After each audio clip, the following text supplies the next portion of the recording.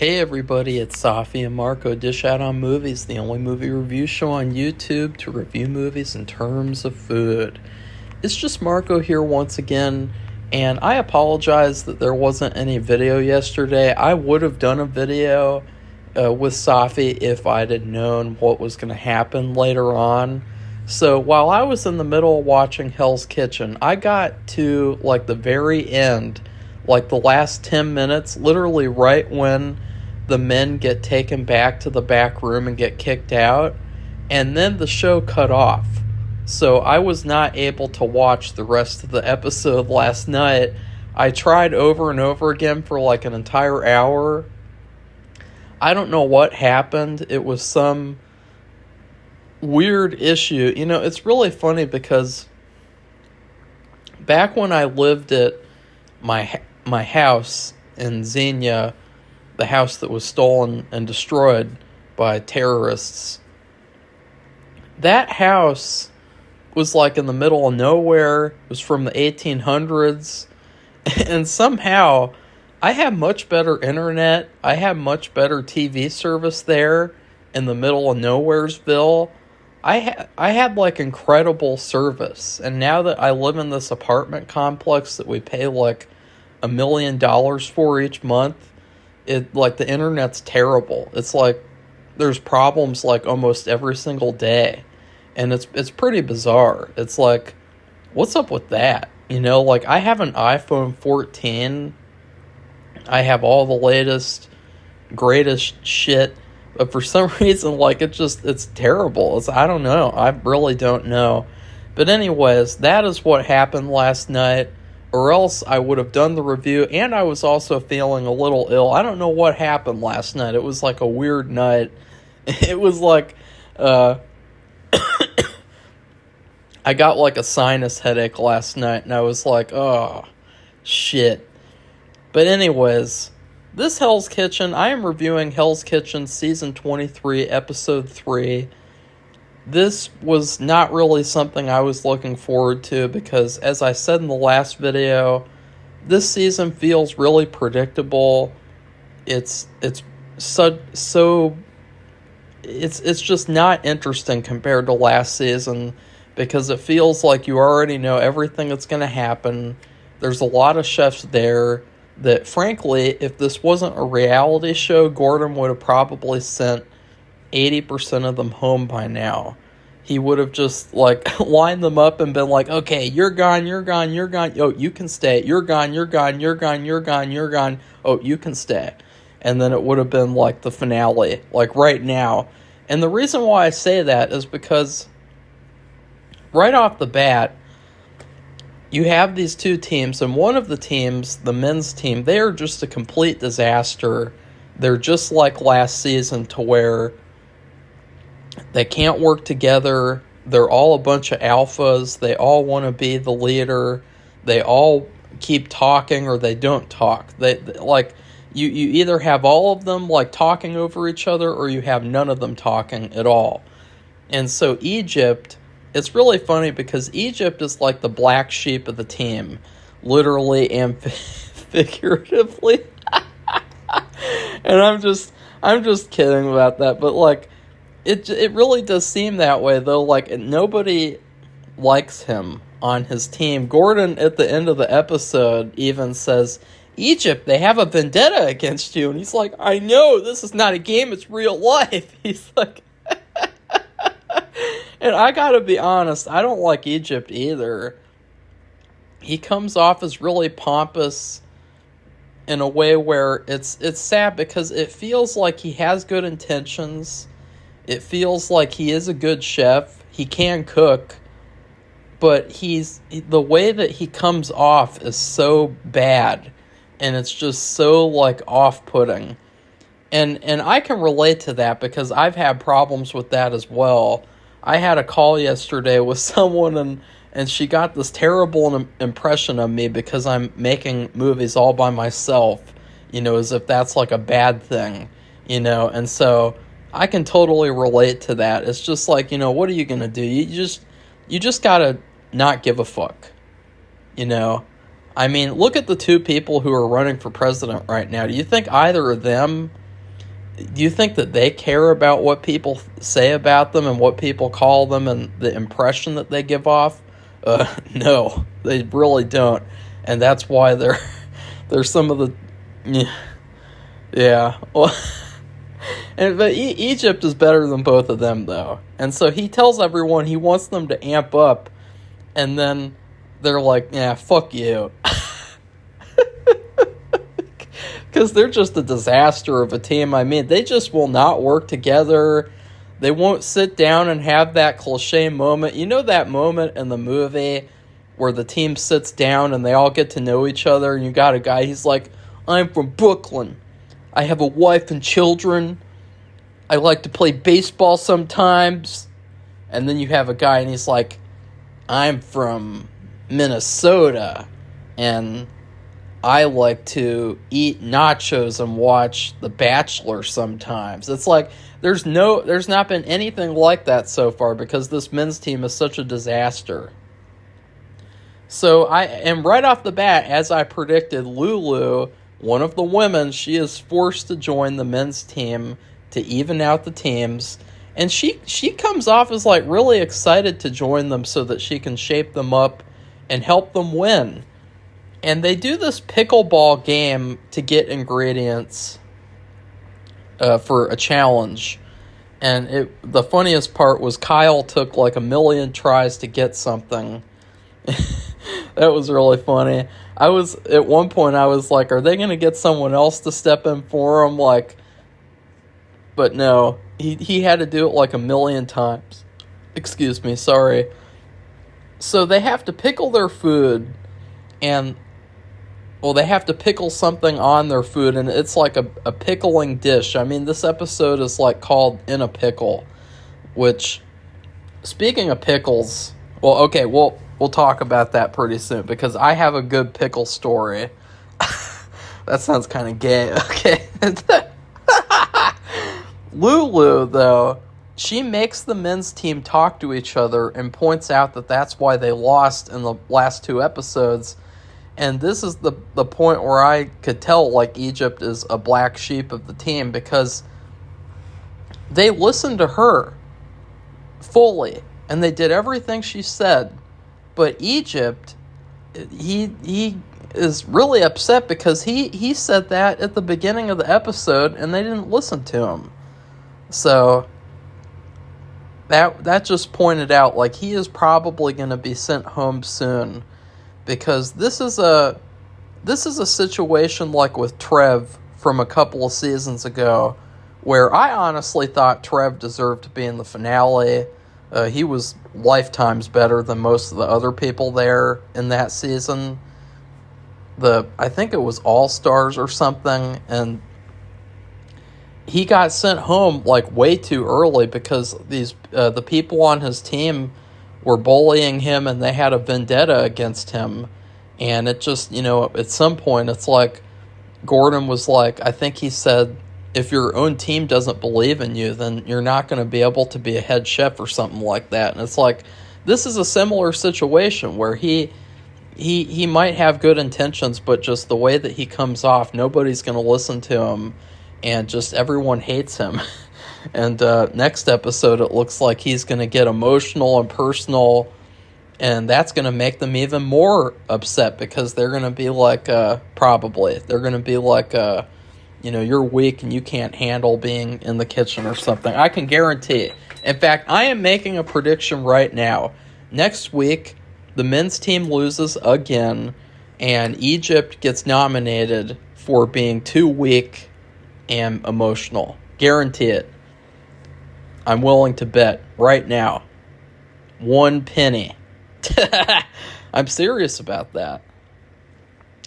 So this is the part where I talk. Amanda, she forgot the pickled ingredient on her plate. And I thought that was funny. It's like, no, she's like Panera Bread employees, because here's the thing. Here's the thing about Panera Bread employees. I go to Panera Bread once a week. And one of the things that I get there is a turkey sandwich. And on the checkout part, they ask you, do you want a pickle? Or do you not want a pickle? And I always leave it check marked because that signals that you do want a pickle, and so there should be one included with the sandwich. And I'm not kidding you guys when I tell you the past 3 weeks, they have not given me a pickle. And last week was even worse because what happened was they gave us the complete wrong order. They gave us a full turkey sandwich with no pickle, and they gave us a small soup. Safi went back because the real order was 2 full soups, a half of a sandwich, and an apple juice box. For Safi, not for me. She needs her juice boxes. No, it was mine, I admit. I like apple juice sometimes. It's good for digestion. But even when she went back there, for some reason they still screwed up the order. They did not give us any apple juice, and they did not give us a pickle. So, yeah, they do not want to give you a pickle at Panera Bread. If you go to Panera Bread wanting a pickle, you're not going to get it. You got to go to I would recommend going to McAllister's Deli because even though they suck and they took the best items off their menu, they never forgot my pickle. I always got a pickle at McAllister's Deli. So anyways, Amanda goes up against Lulu. She loses easily because they preferred the other dish. And I thought that was sad. I mean, that was like a real defeating moment. She was the first person to go up. She forgot the pickled ingredient. And she went up against Lulu, who is now the men's side. And she just gets fucked up. You know, I thought that was great, though. Because Lulu, she secured a victory right off the bat for the men's team. And then the next woman did a cod marinated in miso sauce or something. And the judge said that he loved it, even though he doesn't usually like that. And I'll give this guest judge credit. He seems to be very complimentary and nice when he likes something. I mean, he's good at giving compliments. He gave a tie in the second round. I guess it was the cod round. And then one of the guys, I think this might have been the guy who got sent home. I'm not. It might have been Michael. Spoiler alert: he left the shells on the shrimp, and I thought, ugh, like, ugh, no, thank you, ugh. So what ended up happening was the women lost, and I thought that was nice. The men won a challenge for once. What the women had to do was go to a farm to repurpose manure. And Egypt is forced to go too. He is taking punishment this episode because one of the... Wait a second. I'm trying to remember which person had the person with the punishment pass. He or she took the pass so that they could go stay at this resort with the men's team. And they gave the punishment to Egypt instead. And that was just another moment that solidified he is the black sheep of Hell's Kitchen. And so the men get to go to a resort with not one, but 2 of the women. And I'm happy that they won this time. And then while the women are on the manure farm, Amanda ends up getting a medical issue. I think that she was having a panic attack. All her team had to help her and had to console her. I thought that was a pretty interesting and unique moment because it showed, as they said at the time in the episode, they can work well together even outside of the kitchen. Because this was a moment where, you know, panic attacks aren't a joke. I saw candidates on The Biggest Loser, they had these panic attacks and they just completely left the challenge. They go to the hospital and shit. And her team, though, they were able to calm her down and help her through this panic attack. And so even though Amanda's having a terrible week, she has a great team. And it just shows why they're better than the men's team. So right off the bat in dinner service, Egypt wants to prove himself, but immediately screws up the carbonara. Lulu noticed it, but she didn't say anything.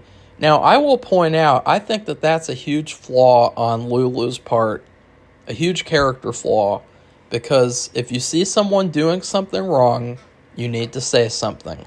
And that is something that I've also learned while making the movie. Because through the past couple of days, I've been doing shot lists. I've been doing new and improved shot lists for the film, for the replacement co-star. And I noticed that those scenes that I shot with the former co-star were horrible. There are some of them where these chunks of events are missing from the footage. And I was like, oh yeah, it's because I let her throw away the shot lists and basically just do things on the fly and make shit up as we went along. And I should have been like, no, we're going to stick to my plan and you're going to do your fucking job that you came here for. And because I didn't do that, I wasted a lot of valuable time and resources with this person who, frankly, she is an idiot. And she made terrible footage and she did a terrible job. And I should have been the first person to be like, no, this is not right. And be like, we got to course correct here.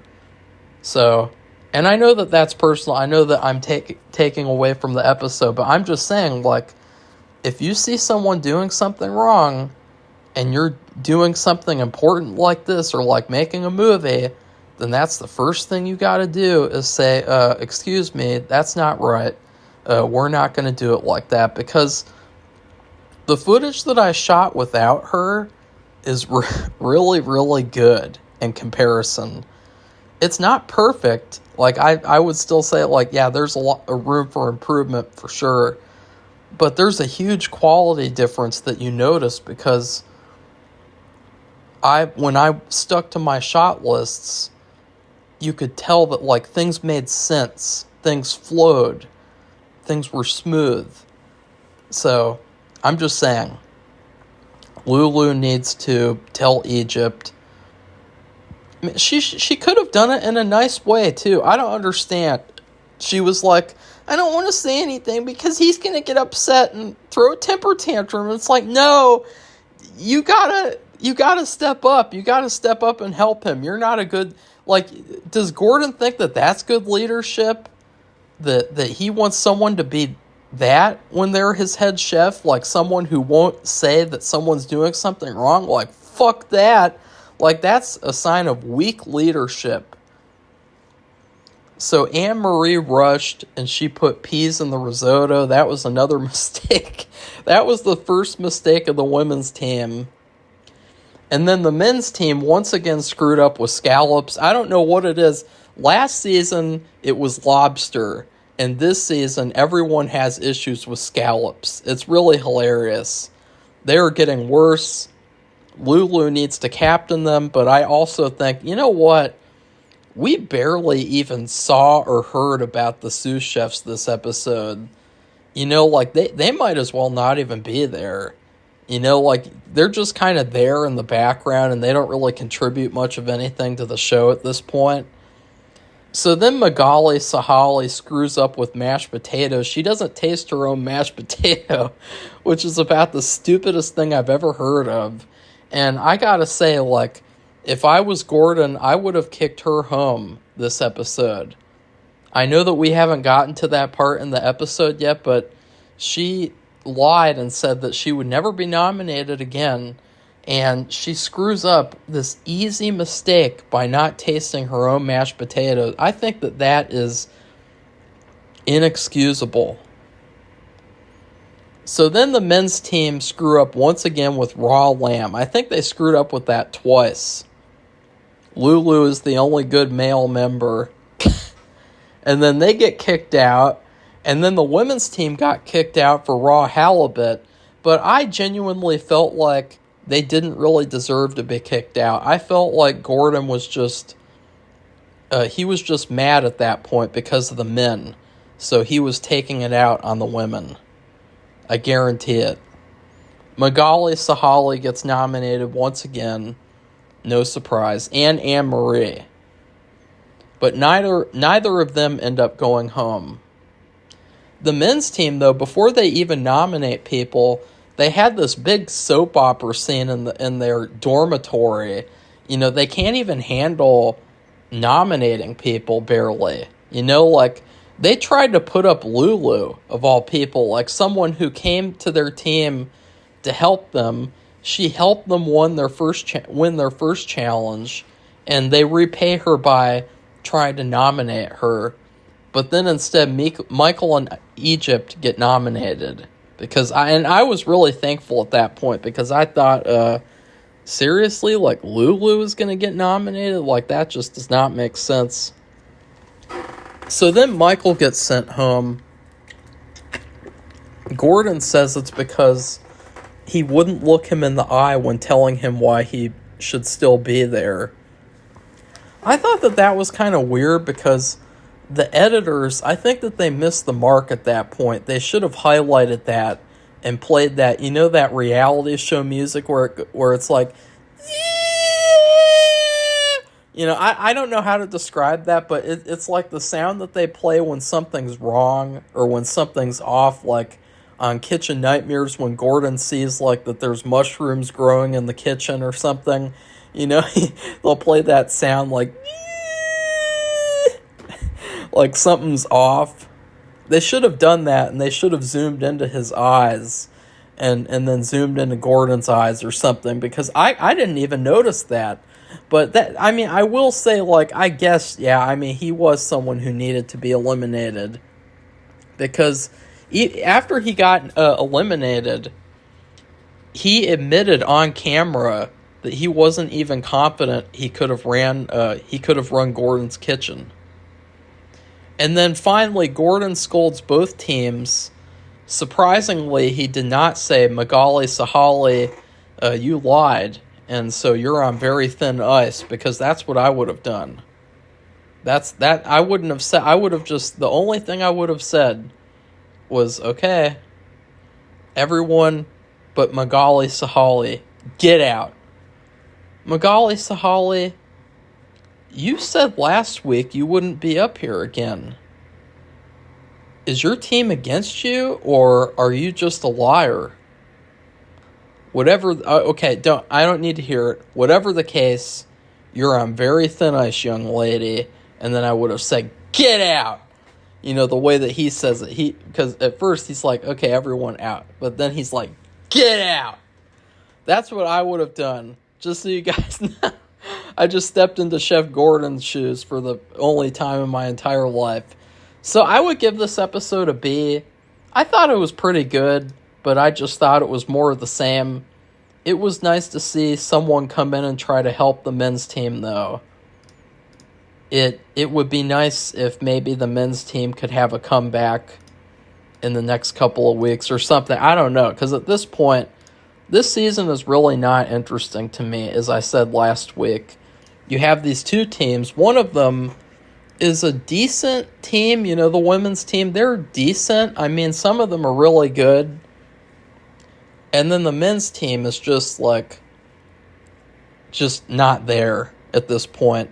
So anyways, please like this video and comment and tell me what you thought of Hell's Kitchen. And then please subscribe to our channel if you'd like to see more honest Hell's Kitchen reviews. I promise that usually I always air the reviews right after the episode is done. It's just that last night the episode shut off and would not let me finish it. So I got kicked out of the episode, just like both teams got kicked out of the kitchen. Yeah. So goodbye, everybody. See you soon.